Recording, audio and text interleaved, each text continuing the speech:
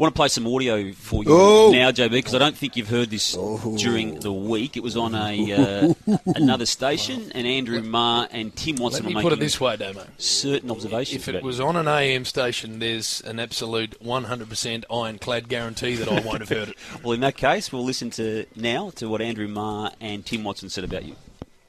James Brayshaw is conflicted given his presidency of the North Melbourne Footy Club and his commentary roles.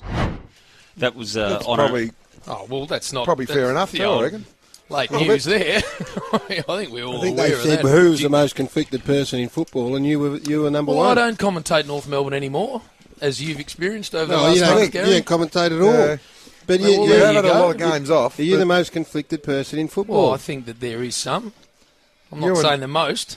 Not the most. Who would be if you're not? Well, Ed gives me a close He doesn't commentate. Well, neither do I. Apparently, someone told they put Liam Pickering in there as well. Oh, yeah. And that's is that Andy Maher probably trying to get it Picker's job down the track? Depends how much weight. Where do you see that criticism? Do you think it's a fair? That's probably fair enough. Well, that's the move we're in today, so I reckon it's fair enough. That is fair enough, Damo. I can't argue with that. And it's one of the things where you do need to try and manage. Just wears that one, Damo. I've got to wear that one. Fair enough. So you agree with the two people on that judgment? Yeah, I do. I agree with Murray. We'll see what you have to say after you hear their assessment of your good self. Andrew Maher and Tim Watson again on their morning show. Denny Frawley's Spud. Every time I turn on Fox, I see Spud in some guise, so he's out there somewhere. Right. Probably just needs to pull back a little bit. I think they were asking the question because I think that one's been chopped. Was that Wispy or was that... I don't know. Was Murray they're stealing, I think, your project of head wobbling people in the media. I think that is your domain. You've almost got a patent on that. You have. And not only are they stealing this as an idea on their own show, they are now targeting you as a head wobbler. And the question you didn't hear was who was the most overrated, overexposed person was in that the media. Question? Yes. Happy in their own skin and type. pretty keen on themselves. Happy in their own skin. So, Spud, I've been man enough to wear what they gave me.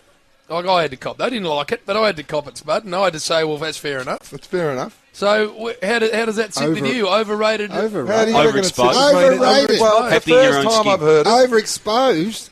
They can get stuck. I tell you what, just off the bat, Andy Maher, if you're listening, one word for you, overrated.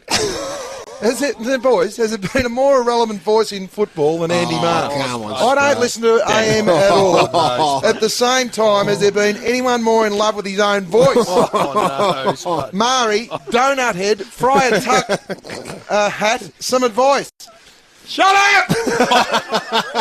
No one's interested in what you've got to say. Shut up! Shut up. Mind you, you can do the weather, do the traffic, read the ads, and throw to the brakes, and shut that up. That is it. No, stuff it. If he's got a stinger in the back half, Wispy Watson there just firing the bullets as well. You and Wispy, you got some history. Well, I'll tell you what, I should have run over the top of the tan that day. No. I'm not getting reactionary. I'm just calm as I see it. It probably doesn't sit that well with me. No, fair enough. I thought it was fair enough. You see, you've taken that well, Spud. No, I haven't. I haven't taken it well. And as you know, he's called you overrated. If it comes to words and they outdo me in the words, it only gets to one thing in the end, and that will never happen, I hope. So what are you saying Andrew Maher's able to do on his show? He can read the weather, the traffic report, because that's important when you're driving to work now and again. You can read the ads, a couple of sponsors, a couple of major sponsors, more to offer than that. And then he can throw to the brakes, because I've never heard a man more in love with his own voice than him. If we hand it out, we got to be able to take it, Spud. Yeah, cop one on the We've got to be able to cop I'm it. sick of him butting in on Mick Malthouse, Lee Matthews on the interview. We want to hear the talent, not the live reads. National Get stuffed.